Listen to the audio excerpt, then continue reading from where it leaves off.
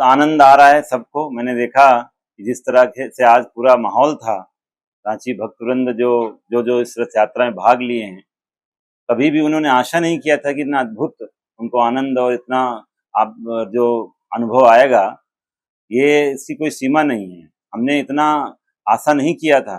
आज जिस तरह से हजारों लोग यहाँ पर आए और इस विशाल उत्सव का भागीदार बने, ये वास्तव में बहुत ही भगवान की विशेष कृपा के कारण हो पाया है।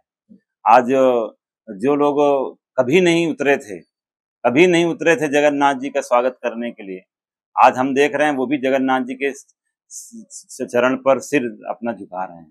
तो इससे बड़ा क्या हो सकता है? यही है हमारी सनातन धर्म को बढ़ाने का हमारा जो प्रयास आज सफल हुआ। कुछ लोग का मन में एक हमारा शास्त्र के हिसाब से अगर देखा जाए तो हमारे जो स्कंद पुराण और कुछ ग्रंथ जो हमारे हैं उनमें दिया गया है कि हमारा आषाढ़ द्वितीया से लेकर हमारा जो रथ यात्रा हम लोग जो करते हैं, आषाढ़ द्वितीया से लेकर जो नीलाद्री विजय होता है, जो शुक्ल पक्ष की त्रयोदशी होता है, तब तक हम पूरे भारतवर्ष में विश्व भर में रथ यात्राओं को संयोजन करते हैं। और इसके लिए हमारा जो पूरी मैनेजमेंट है, हमारे गजपति महाराज जी, उनके साथ हमारा सहमति भी है।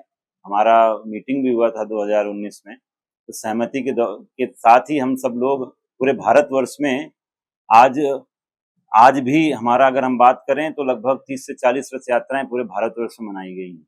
16 तारीख से लेकर 26 तारीख तक, पूरा नीलाद्री विजय तक पूरा ये रथ यात्राएं चलते रहेंगे। पूरे भारतवर्ष में आप समझिए तो सैकड़ों रथ यात्राएं हो रही हैं आज इस्कॉन को द्वारा। तो लेकिन ये हो रहा है हमारे गजपति महाराज जी के सहमति से चल रहा है और तिथि को पालन करते हुए हो रहा है। तो इसमें क्योंकि रांची के लिए पहली बार था तो लोगों को इस बारे में ज्ञान नहीं था, वरना हम कोई भी इस्कॉन कोई भी कार्य तो शास्त्र के विपरीत नहीं करता है, ये परंपरा के विपरीत कोई कार्य नहीं करता है।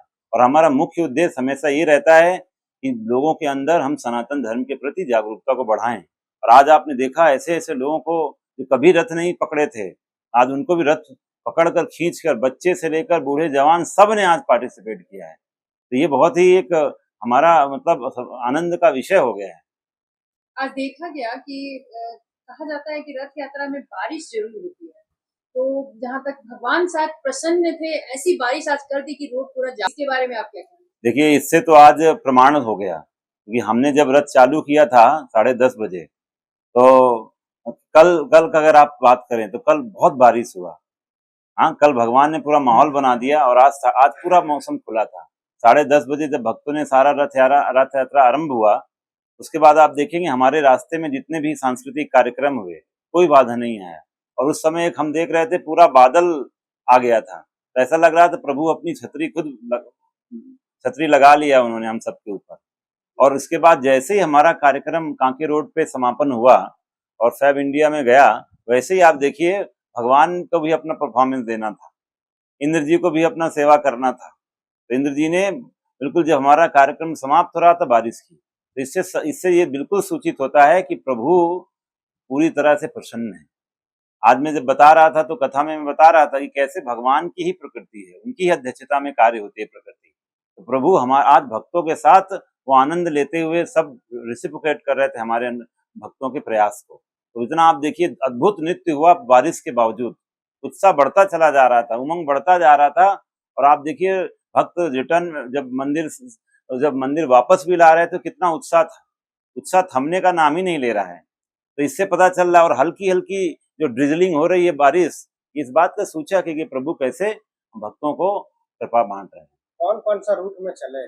हम लोग यहाँ से लेक एवनी से मंदिर प्रांगण से हमारी रथ यात्रा आरंभ हुई और लेक एवनी पूरा यात्रा अलग अलग जगहों पर रुकती हुई, भक्तों को अपार्टमेंट में जो भक्त आए पूजा करते हुए हमारा ये कांके रोड पर आए, और कांके रोड से हम आगे बढ़े बसंत विहार की तरफ, और पंचवटी में जाकर हमने थोड़ी देर का जो है इंटरिम विश्राम लिया भगवान ने, प्रभु ने। भक्तों ने उनके लिए सुंदर नृत्य और नाटक प्रस्तुत किया और सबके लिए सुंदर भंडारा हुआ, आरती हुआ, और इसके बाद भगवान प्रभु अपने घर वापस मंदिर की तरफ आ गए। भक्तों की सेवाओं को स्वीकार कर सकते हैं, इसीलिए भक्तों को भगवान आज इतना कृपा दिए हैं कि वो अगले बार के लिए अपने आप को और उत्साहित करने के लिए तैयार हैं। एक आप देखिए जब भगवान आए तो सब भक्तों ने गीत गोविंद गाया। गीत सुंदर गीत है, जयदेव गोस्वामी के द्वारा रचित गीत है, जो पुरी में भगवान को सुनाया जाता है हर दिन। बहुत ही आनंद लगता है भगवान को गीत सुन के। जयदेव गोस्वामी एक बहुत महान भक्त हुआ करते थे, तो वो गीत सब भक्तों ने मिलकर गाया। और फिर इसके बाद जब भगवान को वापस लाए, तो ये एक्चुअली भगवान, जब आप देखिए जब भगवान हिलते हैं ना, जब भगवान, तो इसका क्योंकि भगवान क्या है ना, वो ये कहते हैं जब भगवान आते हैं तो रथ यात्रा का मैं आपको महत्व बताता हूँ। रथ का मतलब क्या होता है? भगवान को द्वारका है, जो श्री मंदिर है वो द्वारका है, और जब हम भगवान को रथ ले जाते हैं तो ऐसा समझिए कि भगवान को हम वृंदावन लेके जा रहे हैं। तो रथ यात्रा का ये जो महोत्सव है, ये भगवान को आनंद दे रहा है कि मैं अपने घर वापस वृंदावन जा रहा हूँ। तो जब वृंदावन जाते हैं ना भगवान, तो उनको इतना आनंद लगता है, क्योंकि वृंदावन के जो भक्त हैं उनसे प्रिय भक्त कहीं नहीं है। तो भगवान अपने भक्तों से मिलने के लिए ना इतना मदमस्त हो जाते हैं, ऐसा भाव विभोर हो जाते हैं कि वो बिल्कुल हिलते हैं, जैसे नशा सा हो जाता है ना किसी को शराब पीकर। तो भगवान अपने भक्तों के प्रेम में इतना मदमस्त हो जाते हैं कि वो हिल रहे हैं। तो ये वो लीला है, भगवान का हिलना कोई ऐसे नहीं है, वो वास्तव में आनंद है। जगन्नाथ जी का जो स्वरूप है, ये वास्तव में अपने भक्तों के विरह का स्वरूप है। ये जो वृंदावन भक्त हैं, उनको दर्शन की लालसा से भगवान इतना आनंदित हो गए हैं कि उनका स्वरूप में ऐसा परिवर्तन, दिव्य परिवर्तन हो गया है, जिसको कृष्ण जगन्नाथ बन गए हैं ऐसे भाव में, वो हमारे सामने प्रकट हो गए हैं। हमको हर दिन अभी जगन्नाथ जी का विशेष श्रृंगार होगा, भगवान का विशेष हर दिन जगन्नाथ जी पे कथा होगा, उनका विशेष आरती भंडारा चलता रहेगा। तो ये सब हमारा हर दिन का कार्यक्रम रहेगा। भक्तों का हम इनवाइट भी करना चाहेंगे, आमंत्रित करना चाहेंगे, आए हर दिन भगवान की विशेष कृपा को प्राप्त करें। हाँ, ये सब, क्योंकि देखिए ये जो तिथियां होती हैं, तिथियों में जब हम भगवान को सेवा करते हैं तो उसका जो लाभ है वो कई गुना बढ़ जाता है। इसलिए मैं आमंत्रित करना चाहूंगा रांची वासियों को, आए और इस्कॉन रांची में भगवान के दिव्य दर्शन का लाभ प्राप्त करें। क्या समय सब जगन्नाथ के सेवक हैं।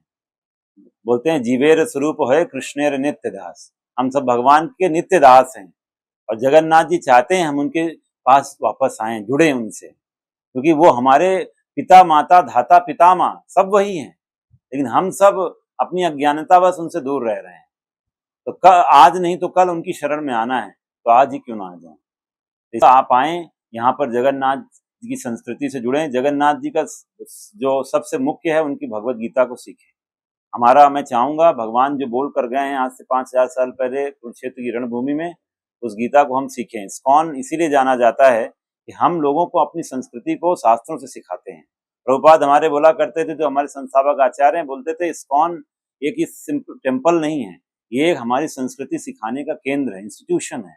हम इसमें एजुकेट करते हैं लोगों को हमारी संस्कृति को। आपको कहीं नहीं मिलेगा, मैं बता देता हूँ, ऐसी जगह रांची में जहां पर हम हर दिन सुबह 1 से 1.5 घंटे भागवतम का पाठ करते हैं और शाम को भगवत गीता का पाठ करते हैं। कहीं ऐसा जगह मुश्किल मिलेगा आपको जहां पर हम सुबह भक्त 4 बजे से आ जाते हैं, 4:30 बजे से यहाँ पर भाग लेते हैं संस्कृति अपने जो हमारे आध्यात्मिक कार्यक्रम है, और शाम के 8:30 बजे तक पूरा सीखते हैं। संडे तो विशेष दिन होता है जब आपके यहाँ पर हजारों भक्त आकर हमारे धार्मिक ग्रंथों को सीख रहे हैं। तो आपको कहाँ मिल रहा है ऐसी जगह जहां पर दो भक्त 2-2 घंटे रोज बैठकर अपना आध्यात्मिक चर्चा करें, क्योंकि हमारा वैदिक शास्त्र तो क्वेश्चन एंड आंसर है। कहाँ पर कोई ऐसी जगह जहां पर हम जाकर मंदिर में प्रश्न पूछें कि मैं कौन हूँ, प्रभु कौन है, उनसे मैं कैसे जुड़ूं, योग क्या है, सीखने का कहाँ पर स्थान है, मुझे आप बताइए ना। तो इसलिए मैं आप सबसे अनुरोध करता हूँ कि आप आइए और इस अद्भुत जो केंद्र है इसका हिस्सा बनिए।